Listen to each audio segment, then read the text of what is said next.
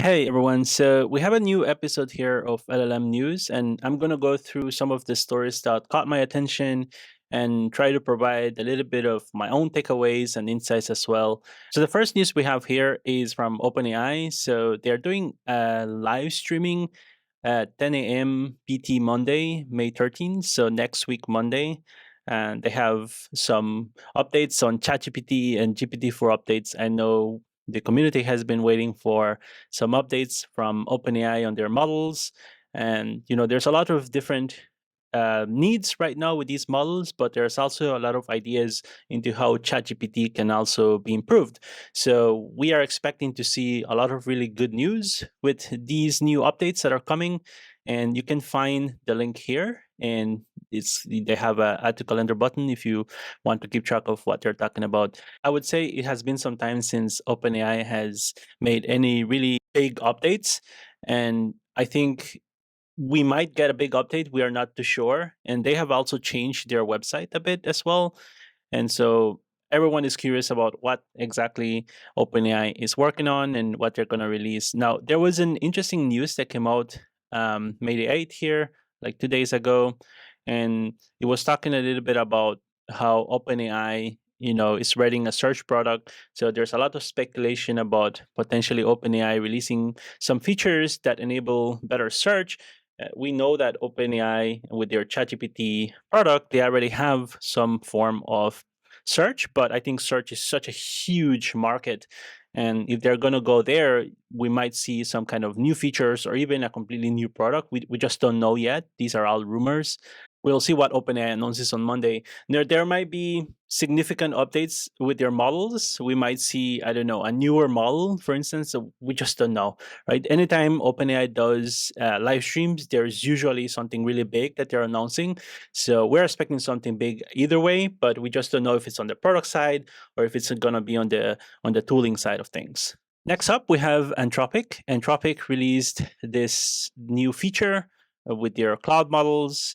And basically, what they're providing here is a new way to generate production ready prompts in the console itself. So they have a playground and you can go and use it and you can automatically do this prompt engineering. I like this idea of prompt generation because there's a lot of like best practices that actually go into building really good prompts and to actually scaling these models and making them more performance on the tasks that you're working on.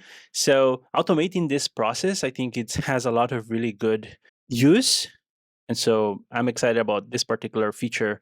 And basically what they're saying is that they're using, prompt engineering techniques like chain of thought reasoning to create more effective, precise, and reliable prompts. Now, something interesting that grabbed my attention here is the use of chain of thought. We use chain of thought for all the use cases that we work on, pretty much all of them that we work with clients on. And this is how we improve these language models on a variety of tasks, whether it's health, whether it's legal, any domain that we work on. We're either using some version of chain of thought or some variant of it in combination with some more advanced prompting techniques. So that's interesting that they're using it for automating of prompt engineering. And they have some kind of testimonial here, and you can also try it. So I've actually tried it here. And if you go to their console, you can generate a prompt. You can see that it's saying the experimental prompt generator can turn a task description into a high quality prompt. For best results, be sure to describe your task in much detail as possible. So you're really just describing the task and what you expect as output and how it should be formatted. You're still doing a bit of prompt engineering in a way, but the heavy lifting is going to be done by this automated tool, right? And so I think it could be useful. It can speed up the development of like your use cases. And that's the thing, right? When you're building an MVP, you want to like speed up or optimize some parts of it, some components of this process, right? And I think the prompt engineering actually takes a lot of work. This is why we actually teach, I do a lot of training about this and consulting because I do see that a lot of like engineers and developers struggle to really optimize their prompts and design really good prompts. Or there's always like some best practices that they're missing or something they're doing wrong and they're just not getting the desired results. So the idea of automating this is really cool, and I really applaud Anthropic for releasing this and for us to try it out. So what we're going to do is we're going to test it out, summarize the document. These are kind of common tasks, but you can put or explain your own task as well.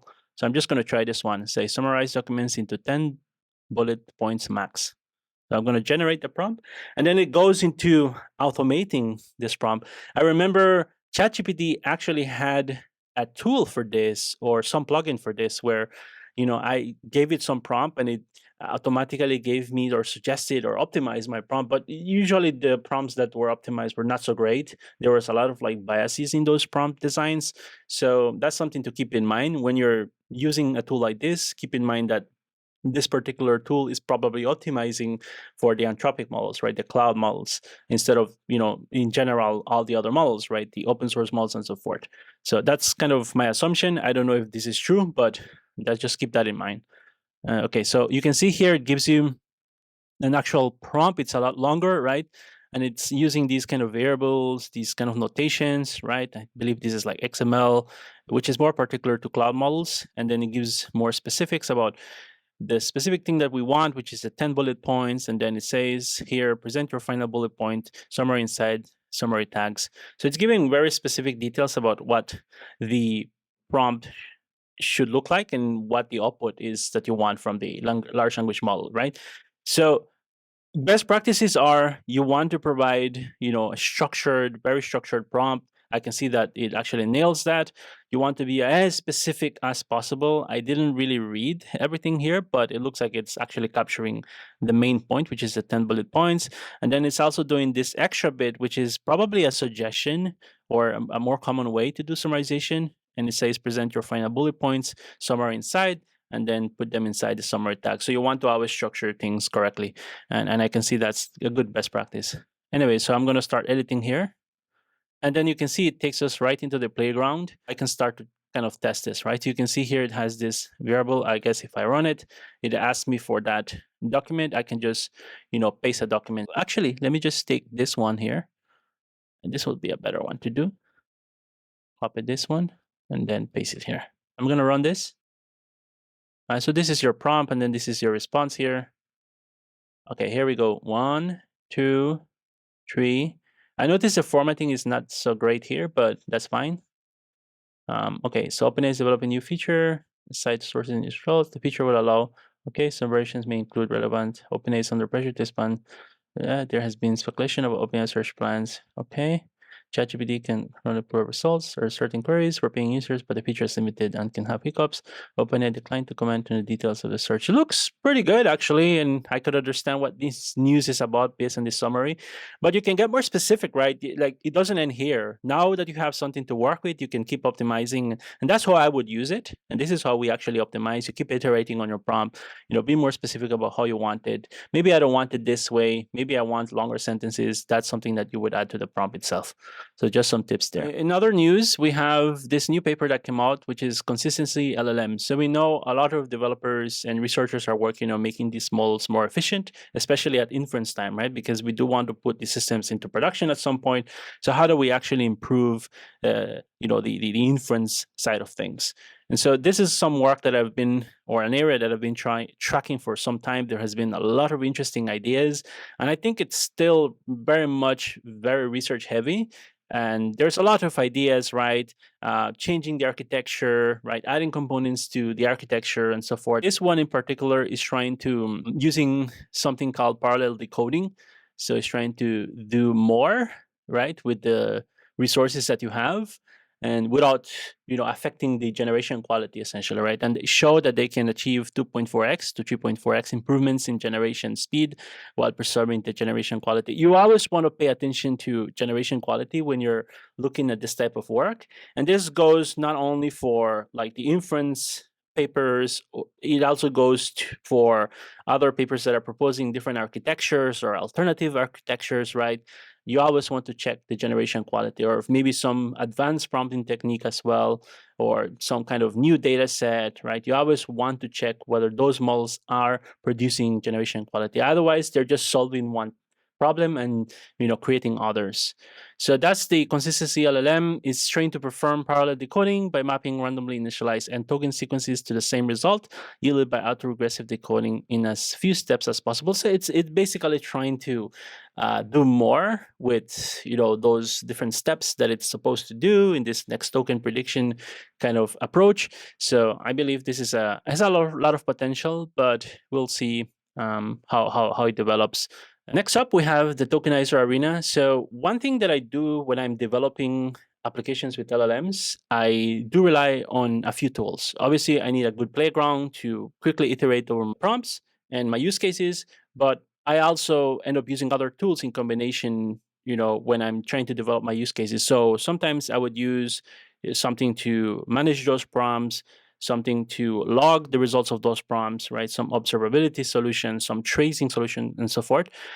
But the tokenizer is something that a lot of people don't talk about. And tokenizer is really important, right? Because these models are tokenizing information, and you need to understand how those tokenizers work that are backing these models, right? Because that does affect the results and performance that you're getting from these systems.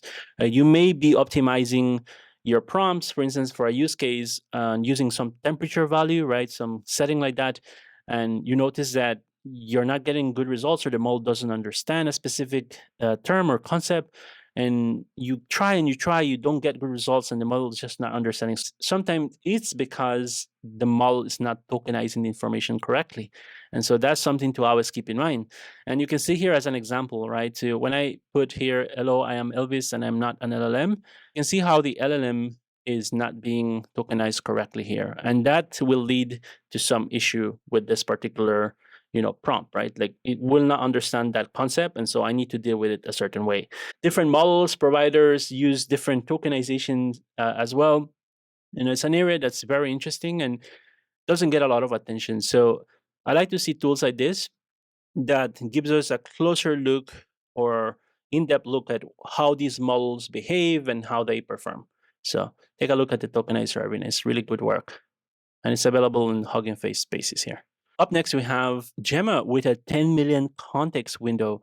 So we again see that there's a lot of efforts for efficient models inference time. We also see like long context LLMs as well starting to become a trend, because we have seen Gemini 1.5 Pro and what it's capable of doing already.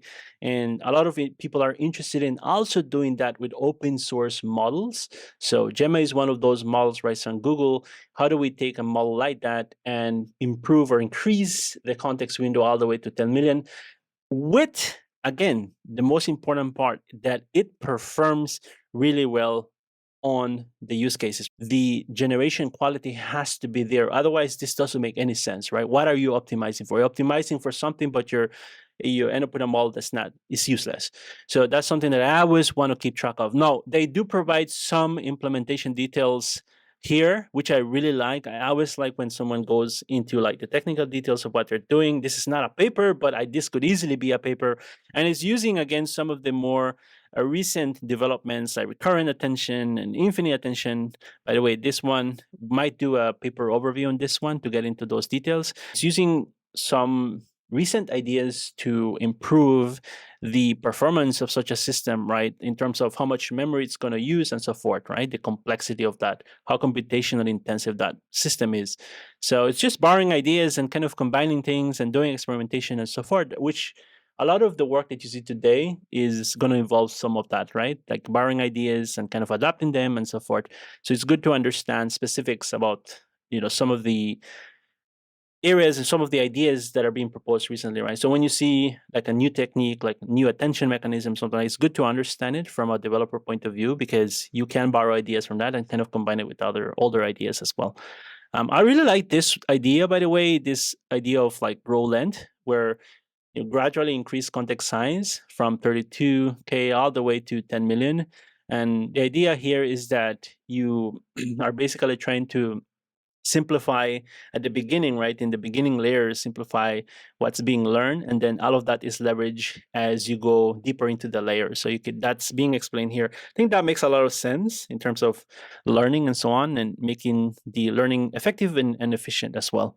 So take a look at this for more details. Next up, what we have here, there are two posts, and both of these posts actually are from folks that are working deeply with large language models. So I have a lot of respect for people that are very transparent about the work they do, and document it online, share about their learnings, and working with companies and working on different applications with large language models.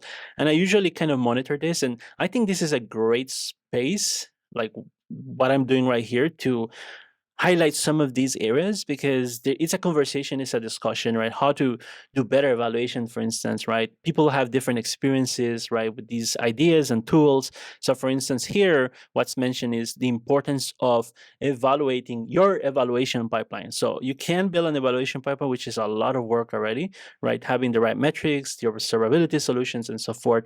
But are you evaluating those, right? And you're spending a lot of resources and time, and that actually takes a lot of resources and time and expertise.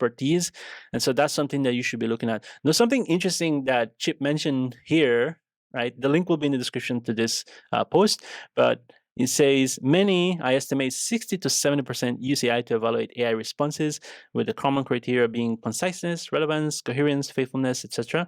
I find AI as a judge very promising and expect to see more of this approach in the future. Now, we use AI as a judge, or LLM as a judge in this case, because we're using LLMs for a lot of use cases, and we build evaluation pipelines, and we have to evaluate how those evaluation pipelines that are powered by these language models as well. We have to do the evaluation, and we're getting good results. It's very promising. I was one of those persons that was very skeptical about these language models being used to evaluate the results of other models and so forth. Right? But I think where it gets really interesting is in that the reasoning capabilities of these systems are so good today, and they keep improving, and I think they will just improve more.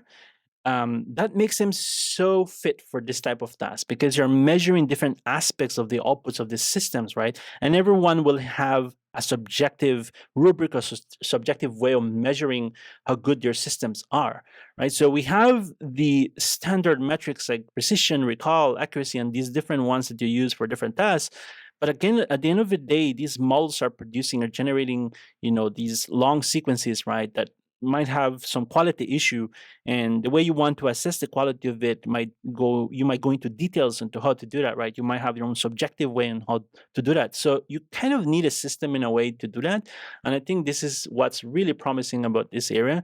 And again, we're doing a lot of experimentation and getting good results. Other clients that we work with also get good results with this, so it's a very promising area. I was at first very skeptical, but because I've done the experiments, I know that there's a lot of potential here, and I'm very optimistic about it as we increase or improve the capabilities of these systems, right? Evaluation, very important, and keep an eye on that. So when you see people talking about evaluation, just pay good attention to what they're doing. There's a lot of comments about other folks as well with their experiences, and so this is why I like this type of post. There's another one as well from Jason Liu. So he talks a lot about like his experiences. I think he does a lot of consulting, if I'm not mistaken, and he shares a lot about working with large language models. He's also the creator of Instructor, which is one tool that we love to use as well for structured outputs, which is another aspect of working with these large language models.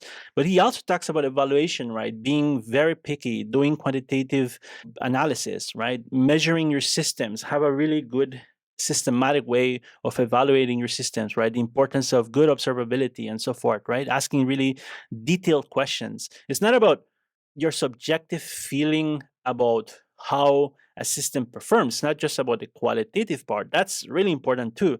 But you need to have a system that's reliable to measure how good your use cases are, right? And that gives you hints and ideas into what are the questions that really matter for your application and so forth. So he goes into a lot of details. I think it's like really random thoughts. And I guess he's going to write like a detailed blog post about this. I wish he does, because I think all of this that he's talking about together with Chip is really important, which is the importance of evaluation and asking the right questions to these systems, because you may be optimizing your system for the wrong reasons and the wrong metrics. So it's really important to ask those detailed questions. And something he mentions here is like the use of embeddings. No, I have a lot to say about embeddings. This is something we talk about in our course as well.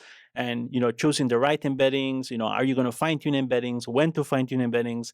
What vector search solution to use? What are the features that you want to use? Right? When to use one over the other? And so forth. Right? So there's a lot of talk about this, and for me, it really depends on the use case. It's always going to depend on the use case and the resources that you have. Something he mentioned as well is Elasticsearch. Well, I work for Elastic and I know a lot about Elasticsearch. And let me tell you, Elasticsearch has really powerful features, right? Keyword search is not to be ignored. In fact, most of the systems that we build that are RAG systems today are a combination or a hybrid search, which is like keyword and semantic search. So don't sleep on that. And there are tools like Elasticsearch that already have this enabled. The last paper I want to cover here is Kolmogorov-Arnold networks, CAN for short. No, I haven't read the paper. This is something I'm going to do. But the idea here is that they're proposing some kind of alternatives to multi-layer perception. Multi-layer perceptions is one of the key components of the modern deep neural networks that we use today. They state that while MLPs have fixed activation functions on node neurons, CANs have learnable activation functions on edges, right? Referred to as the weights. So you can see here kind of the changes and the equations and so forth. Again, I haven't really read the paper in detail, so this is something that I plan to do and potentially do a paper summary. I have so many papers that I have been requested to summarize, so all of that is kind of work in progress. But something that I do always when I see an alternative method, I want to see exactly what are they solving. Is this just an alternative method and to show the theory or some idea like that, or does it actually have potential? That's something that I'm just looking at. And we know that with deep learning today, that scaling really matters. So they have some analysis on scaling laws and so forth. But I really like one chart that they presented here, which is something that you should pay attention to. And this is again coming from, what is the actual practical insight of this paper, right? I was asking that. I'm a researcher, but I love to also look at how practical this actually is. And can I actually adopt this somewhere? So there's I think towards the end of the paper, there is a nice little chart here. Let me see here on page 33, I believe. And it tells you, should I use CANs or MLPs? And so you can see if you're going for accuracy and so forth, there's like a nice flow chart here. If you're going for interpretability or efficiency, which we have discussed a bit here as well in this particular episode of the LLM news. So, use this to kind of give yourself some guidance. Look at the results as well. What areas are they evaluating the system on, right? What is the kind of memory usage and so forth? All of these things are things that you will look at to make a decision on whether this is something you should be using. No, one thing I've seen is that there is a lot of experimentation on this already. I have seen some implementations on GitHub. There's a lot of interesting ideas already, and this just came out a couple of days ago. That'll be it for this episode of the LLM news. I hope you got some insights here. I hope there was something interesting for you here. I'll keep doing this. I received really good feedback from the first episode, and I would love to do more of these. But again, your feedback really matters because that's the only way I can improve these. Again, leave a like if you enjoyed this video and subscribe to the channel because it tells me if you really find this information useful. Have a good one.